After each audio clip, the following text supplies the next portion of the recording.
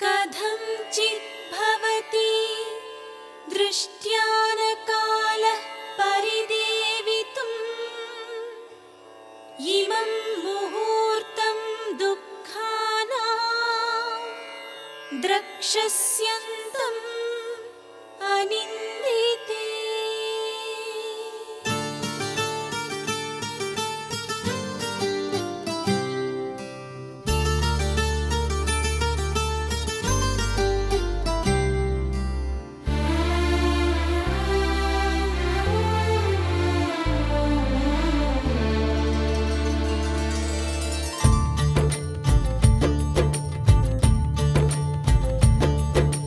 మనసున కోర్కెలు ఎల్లలు దాటితే సుందర కాండలే మమతల మాటున వంచన చేరితే సుందర కాండలే మనసున కోర్కెలు ఎల్లలు దాటితే సుందర కాండలే మమతల మాటున వంచన చేరితే సుందర కాండలే చీకటి కమ్మినా వెలుగయ్యేవో కదే సుందర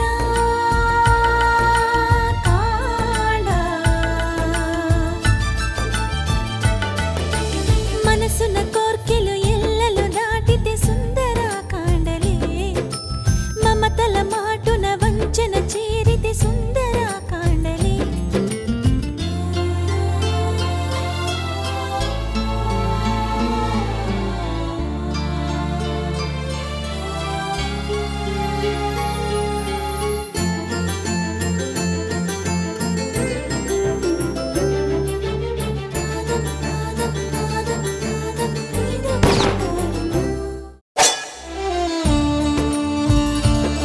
అలలయే మనసుకు ఆశలే ఓవల ఆసుడే లాగితే చేర్చునా ఆవల అలలయే మనసుకు ఆశలే ఓవల ఆసుడే లాగితే చేర్చునా ఆవల కంటినే తడిపితే చూపదే ఈ కళ గుండెలో ముళ్ళని మార్చుపోదోటలా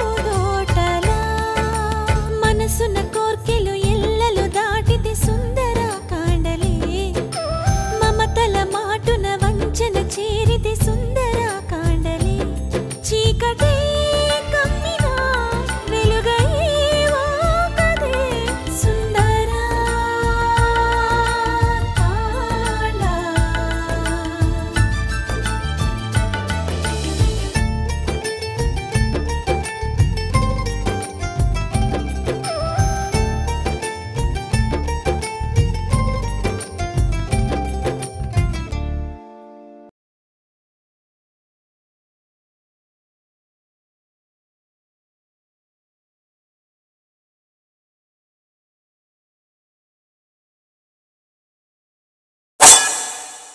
నేను చట్టాలను నమ్ముకుని పెళ్లి చేయలేదండి.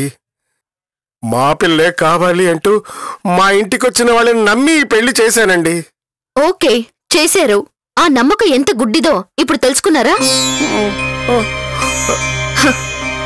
ఎంత పని చేశారండి మీరు. అసలు మీలాంటి వారిని దృష్టిలో పెట్టుకునైనా అక్కడ గవర్నమెంట్ ఒక చట్టం తీసుకురావాల్సింది. పెళ్లి ఎక్కడ జరిగినా ఎలా జరిగినా దాన్ని తప్పనిసరిగా రిజిస్టర్ చేయాలని ఒక రూల్ పెట్టాల్సింది.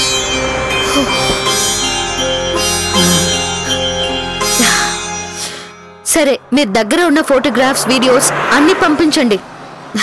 నేను చేయాల్సింది చేస్తాను. ఉంటాను. అలాగేనమ్మా, వెంటనే పంపిస్తాను. పంపిస్తాను. రాజ్యం, లాయర్ జయశ్రీ గారు మన అమ్మాయి కేసు టేకప్ చేస్తానంటుంది. అంతేకాదు, తను వెళ్ళి మీ చెల్లెలతో మాట్లాడిందంటరా. ఎలాగైనా సరే తను ఈ కేసు నుంచి బయటపడేలా చేస్తానంటుంది. ఎంత చల్లని మాట చెప్పారండి. మరే ఇప్పుడు అర్జెంట్ గా మన అమ్మాయి పెళ్లి ఫోటోలు, పెళ్లి వీడియోలు అవన్నీ సాక్ష్యాలు కావాలట. నాన్న శ్రీకాంత్, నువ్వు వెంటనే వెళ్ళి ఎలాగైనా సరే లాయర్ గారికి ఇవన్నీ అందేలా చూడు. వెళ్ళు. రాజ్యం, ఇంకా మనమేం భయపడాల్సిన అవసరం లేదు. ఆ జయశ్రీ ఎక్కడున్నా చల్లగా ఉండాలండి. అవును రాజ్యం, మన అమ్మాయిని ఆ భగవంతుడు కాపాడాడు.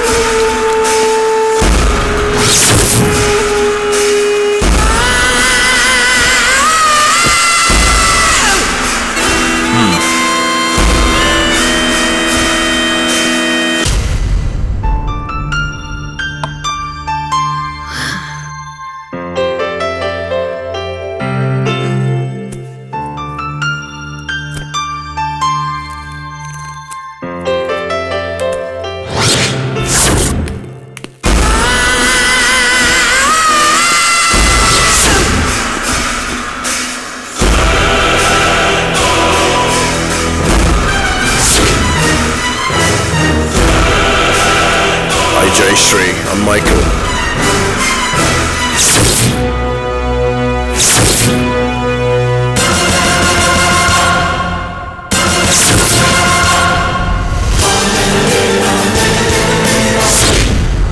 చూడండి, స్నేహ కేసుని మీరు డీల్ చేయబోతున్నట్టు నాకు తెలిసింది.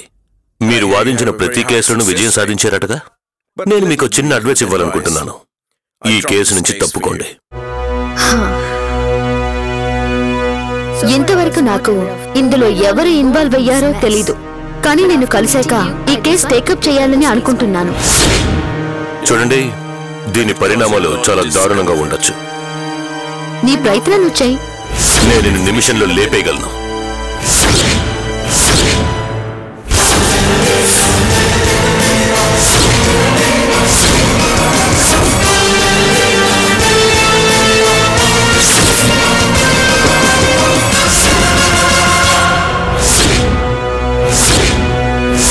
దీని పరిణామం ఎలా ఉంటుందో మీకు తెలుసా? ఎందుకు తెలీదు? నేను వాటిని పట్టించుకోను. అయితే మనం కోర్టులో కలుద్దాం. All the best Michael. త్వరలోనే కలుద్దాం.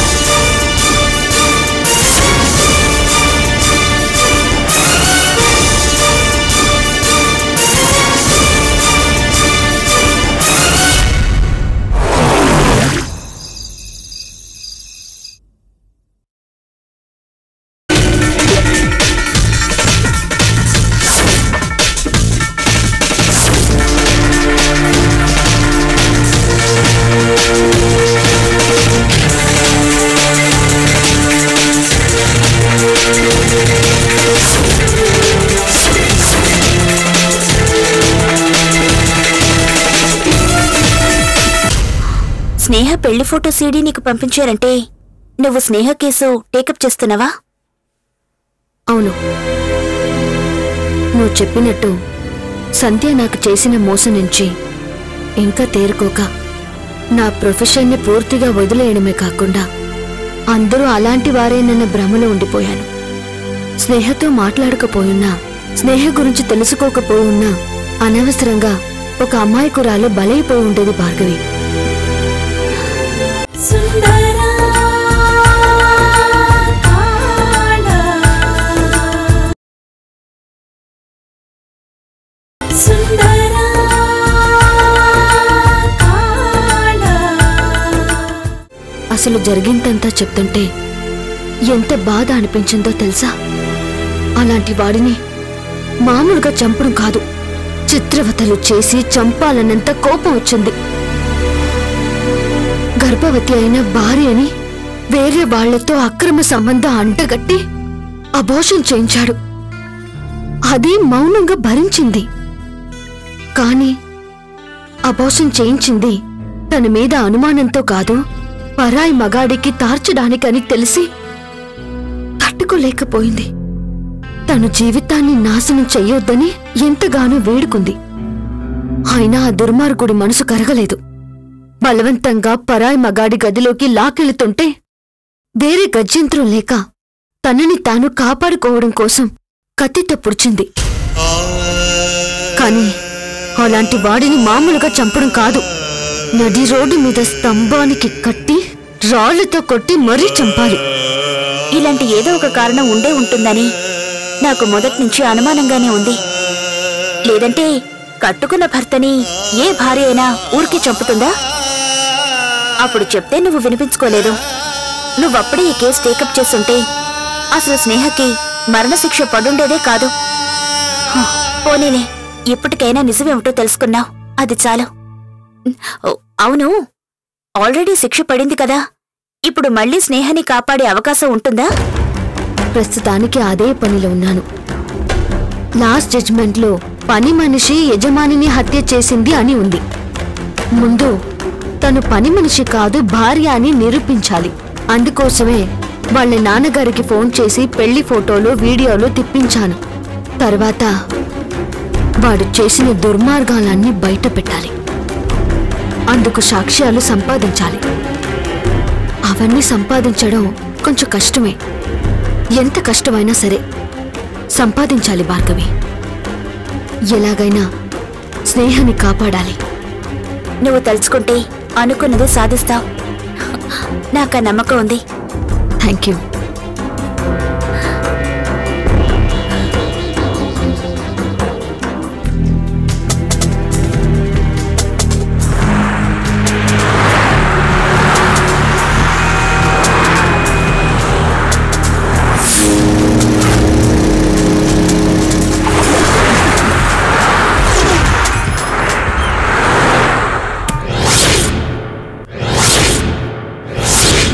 మీ నాన్నగారితో మాట్లాడాడు స్నేహ. నాన్నగారు ఏమన్నారు మేడం? ఏమంటారు, వాళ్ళ ధ్యాసంతా నీ మీదే. నువ్వెప్పుడు నిర్దోషిగా విడుదలవుతావా, నిన్నెప్పుడెప్పుడు చూద్దామా అని ఎదురు చూస్తున్నారు. పాపం అమ్మా నాన్న, నా వల్ల వాళ్ళకి కొంచెం కూడా సంతోషం లేదు. అన్ని బాధలే. నా జీవితం బాగుండాలని ఉన్న ఇల్లు కూడా అమ్మి తాతకు మించి అమెరికా సంబంధం చేశారు. కానీ ఇక్కడ నా జీవితం చూస్తే ఇలా తయారైంది. నా గురించి తెలిసి వాళ్ళెంత బాధపడుతున్నారో. అసలు ఈ అమ్మకి ఆరోగ్యం కూడా బాగోలేదు. స్నేహ, ఇంకా ఎన్ని రోజులు చెప్పు? ఆల్రెడీ కేసు రీఓపెన్ చేయించాను. ఆధారాలన్నీ సేకరిస్తున్నాను. నువ్వు నిర్దోషి అని నిరూపించబడడం, మీ అమ్మ నాన్నల దగ్గరికి వెళ్లడం ఎంతో దూరంలో లేదు. నిజంగా నేను బయటకొస్తానా మేడం? మళ్ళీ మా అమ్మ నాన్నల్ని చూస్తానా? ఎందుకు చూడు? అంత పెద్ద నేరం నువ్వేం చేశావని? మంచి వాళ్ళకెప్పుడూ ఆ భగవంతుడు అన్యాయం చేయడు స్నేహ. ఆ భగవంతుడి మీద నాకెప్పుడూ నమ్మకం పోయింది మేడం. ఎన్ని నోములు నోచానో, ఎన్ని పూజలు చేశానో, వాటికి ప్రతిఫలంగా ఆ భగవంతుడు నాకిచ్చిన వరం ఇది. నా మాంగళ్యాన్ని నా చేతులతోనే తెంచుకునేలా చేశాడంటే అంతకన్నా దురదృష్టం ఇంకేముంటుంది? స్నేహ, కష్టాలనేవి ప్రతి ఒక్కరికి వస్తాయి. కానీ వాటిల్లోంచి బయటపడే మార్గాన్ని మంచి వాళ్ళకి మాత్రమే ఇస్తాడు ఆ భగవంతుడు. లాయర్గా ఎంతో పేరు సంపాదించిన నేను కొన్ని కారణాల వల్ల చాలా రోజులుగా ప్రాక్టీస్కి దూరంగా ఉంటున్నాను. అసలు మళ్ళీ ఈ ప్రొఫెషన్లోకి రాకూడదని గట్టిగా నిర్ణయించుకున్నాను. అలాంటి నా మనసు మారి నీ కేసు టేకప్ చేయడానికి ఒప్పుకున్నాను. అంటే నిన్ను కాపాడడం కోసం ఆ భగవంతుడే నా మనసు మార్చాడేమో. ఖచ్చితంగా నువ్వు నిర్దోషిగా విడుదలవుతావు. నాకు ఆ నమ్మకం ఉంది. కాకపోతే వీలైనంత తొందరగా నిన్ను బయటికి తీసుకురావడమే ప్రస్తుతం నా ముందున్న కర్తవ్యం.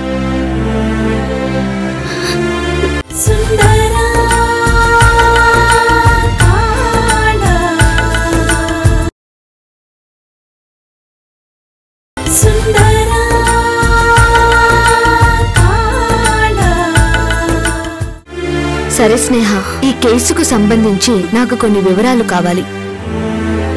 మీ ఇంటికి తరచూ ఎవరైనా వచ్చి వెళుతూ ఉండేవారా? ఐ మీన్ ఫ్రెండ్స్ కానీ రిలేటివ్స్ కానీ?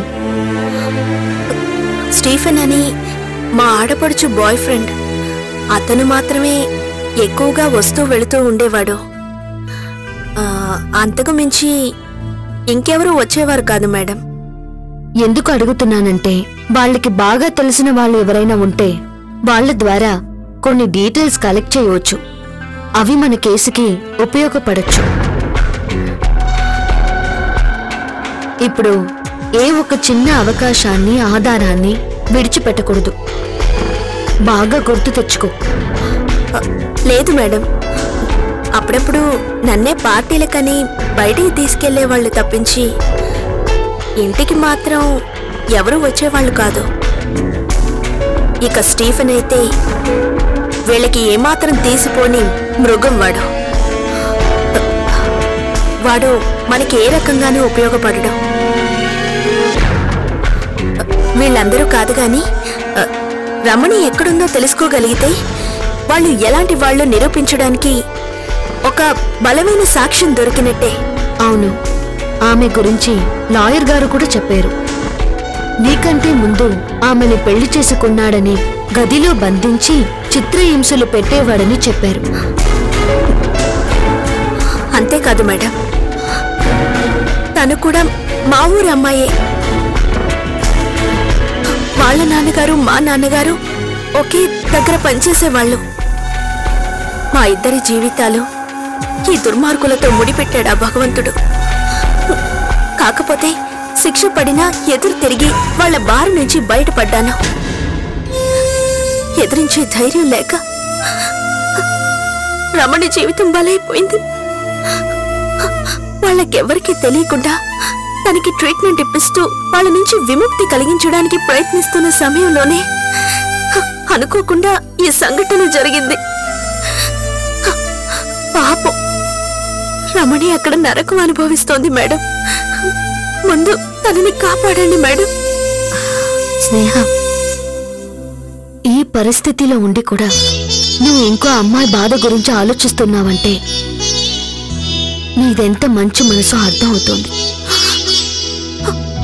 కానీ లాయర్ గారు వెళ్ళేసరికి ఆ ఇంట్లో రమణి అనే అమ్మాయే ఎవరు లేరట. అదే నాకు అర్థం కావట్లేదు. ఆ ఇంట్లో వెనుక పక్కున్న గదిలో ఆమెను బంధించారు. ఇప్పుడక్కడ తను లేదంటే ఈ పరిస్థితిలో తన గురించి ఎవరికైనా తెలిస్తే ప్రమాదమని వేరే ఎక్కడికైనా మార్చుండొచ్చు. మేడం, ప్లీజ్ మేడం, ఎలాగైనా రమణి ఎక్కడుందో కనుక్కోండి. తనని ఆ నరకం నుంచి బయటపడేయండి. తప్పకుండా స్నేహ. మళ్ళీ ఏమైనా ఇన్ఫర్మేషన్ కావాల్సి వస్తే వచ్చి కలుస్తాను. చాలా థ్యాంక్స్ మేడం. మీరు చేస్తున్న ఈ మేలుని ఈ జన్మలో మర్చిపోలేను. నువ్వు నాకు థ్యాంక్స్ చెప్పడం కాదు, నేనే నీకు సారీ చెప్పాలి. ఈ కేసు టేకప్ చేయమని ఎవరో ఎన్ని రకాలుగా చెప్పినా వాళ్ళ మాటలు వినిపించుకోలేదు. నీ గురించి చాలా తప్పుగా ఊహించుకున్నాను. అప్పుడే ఈ కేసు టేకప్ చేసుంటే ఇప్పుడు ఈ పరిస్థితి వచ్చుండేదే కాదు. సరే, ఇప్పటికైనా మించిపోయిందేం లేదు. మనం ఈ కేసు గెలవబోతున్నాం. నువ్వు ధైర్యంగా ఉంటావు. పిలుస్తాను. Thank you madam.